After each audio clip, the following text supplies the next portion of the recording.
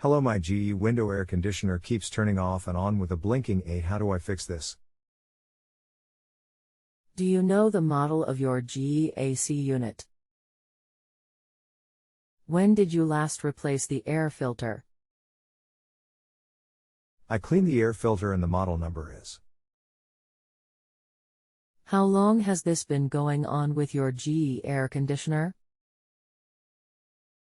What have you tried so far? Since Tuesday I tried unplugging it, cleaning the air filter. Anything else we should know to help you best? No. I need help with fixing a GE window air unit. Ever since a power outage a few days ago it keeps blinking with an 8. Powering on and off on its own. What do I need to do?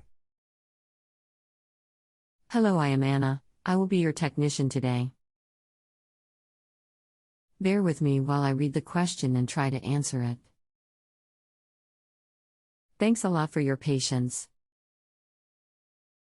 The fact that it starts up and shuts after some time suggests that the fan and compressor are working normally, and you are chasing an electronic control issue.